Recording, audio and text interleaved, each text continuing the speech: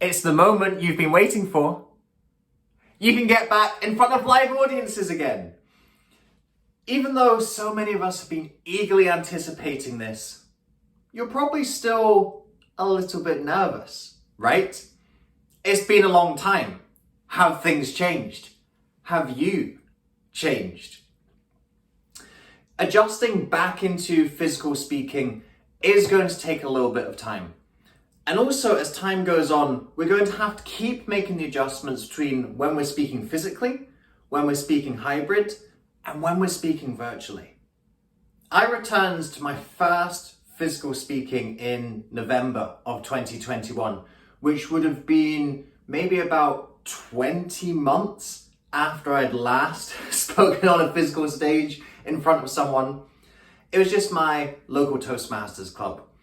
And I remember saying to my wife as I was about to get in the car and go and drive to the meeting, I'm actually feeling kind of nervous about this, which is silly because I've done speaking gigs that I should be a lot more nervous about. But it was just that sense of unfamiliarity, that this is a world that for so long we've not been engaging in.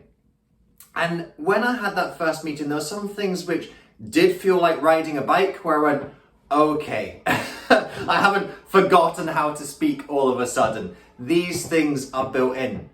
But there were certain aspects which I either recognized I didn't do or recognized I was needing to be a lot more aware of making sure that I was doing. And over the last 6 or so months since I've been putting my toe back in the water of physical speaking, these are things that I've been more mindful of. I'm still not doing very much physical speaking at the moment. I haven't actually done anything that's outside of a Toastmasters scenario.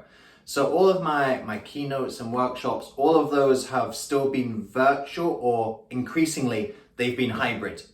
And usually I've been at the camera end of hybrid, so I'm speaking virtually into a physical room rather than speaking physically to a virtual audience, if that makes sense.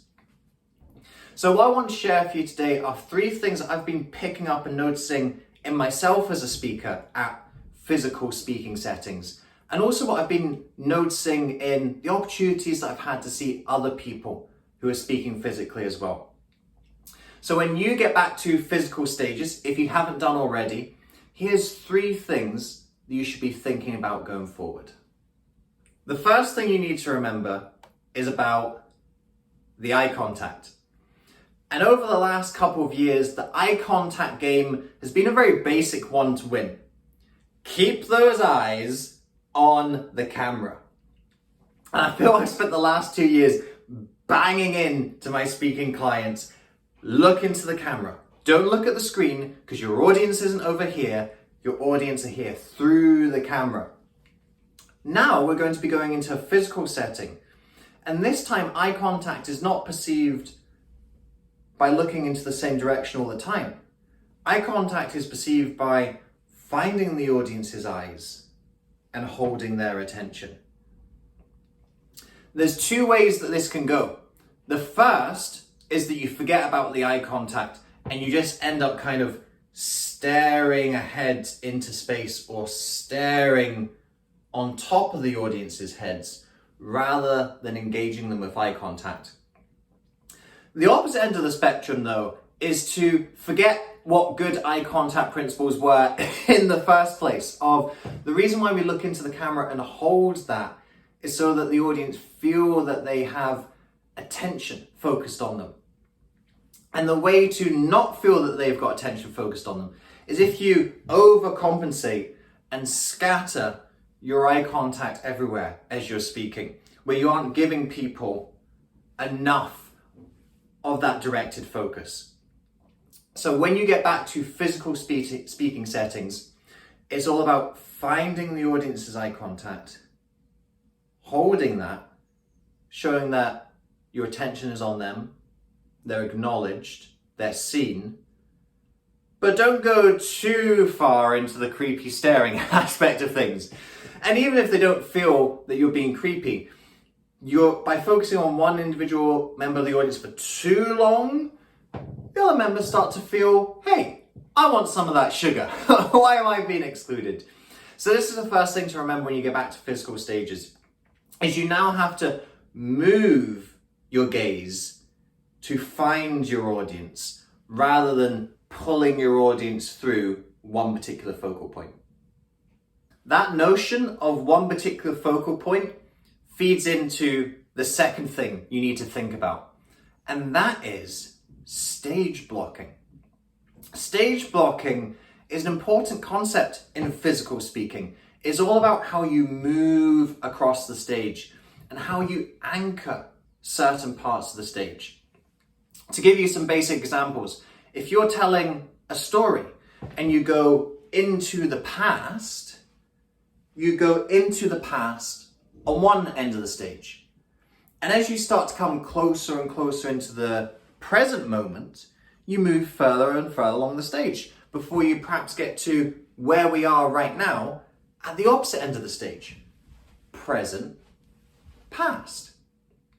Alternatively, you can use it to anchor emotions. When you're talking about the struggle and the challenge, this is where you have that struggle and challenge. And when you're talking about the success and the achievement, this is where you bring the success and the achievement. So the audience can feel, just by where you stand on the stage, are you time traveling?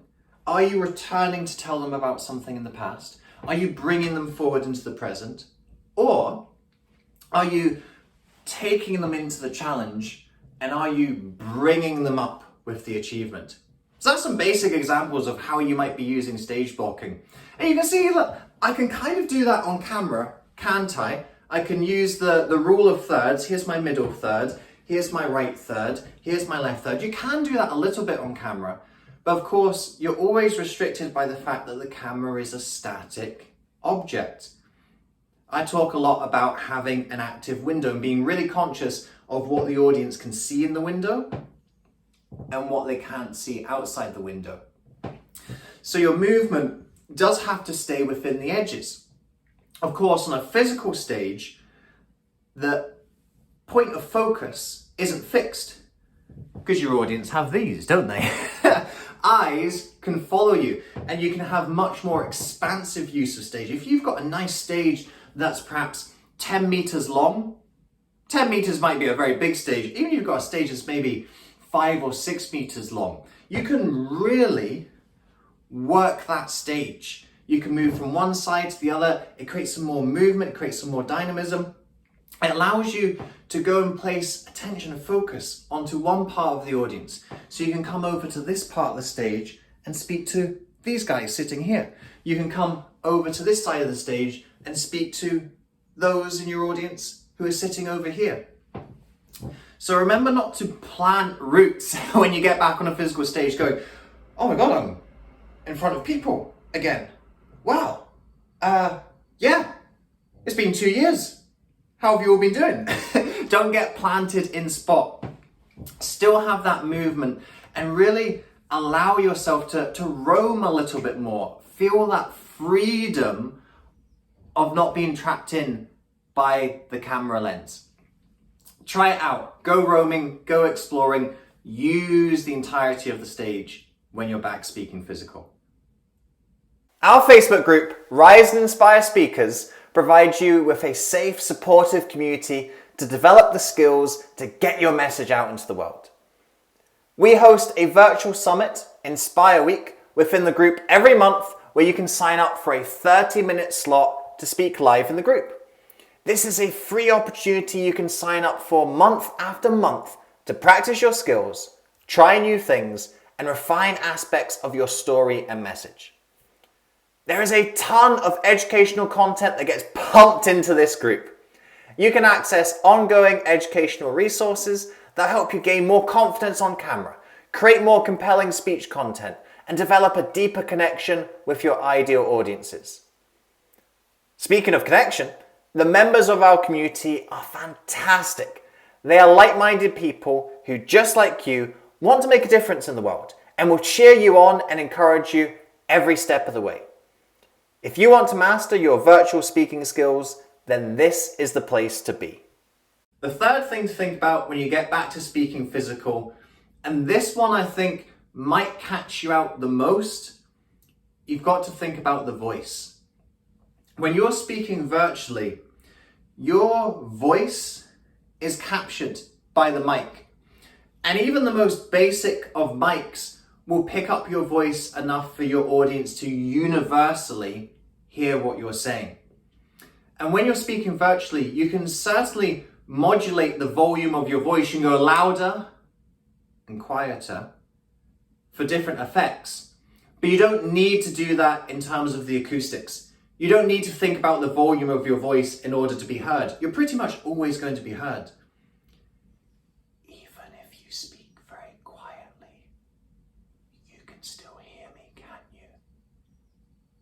But can you imagine if we were in a room of 800 people?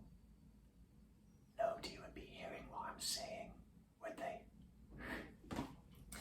So this is something you've got to think about in terms of your physical stage, is remembering that you've got to project your voice.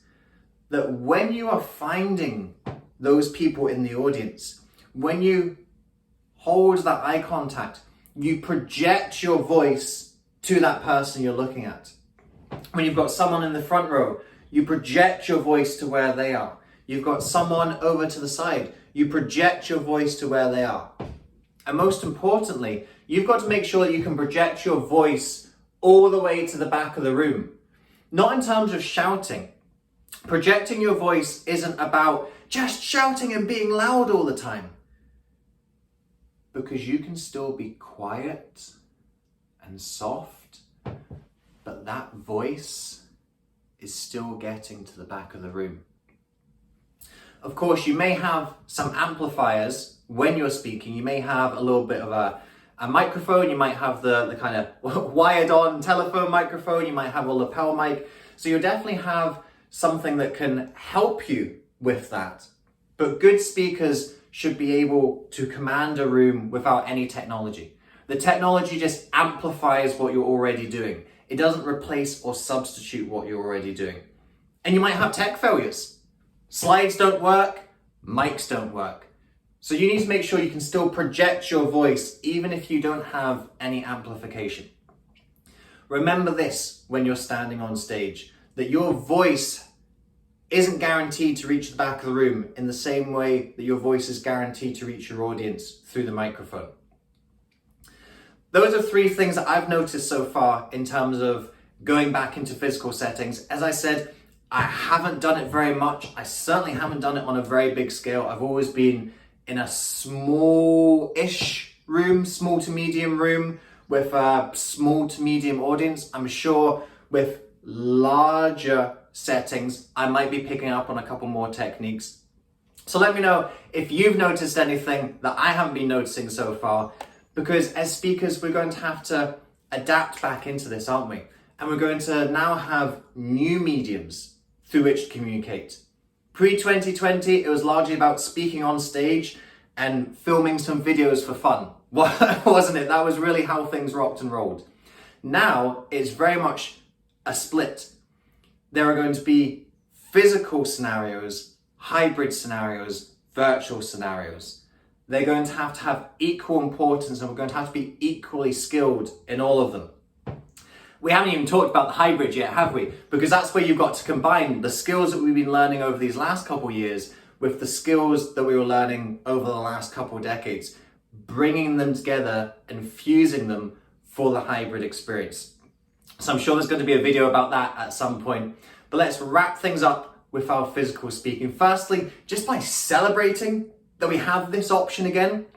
I think all 3 options are great options, and it's nice to have them rather than only being able to do virtual, rather than having a few hybrid opportunities coming in.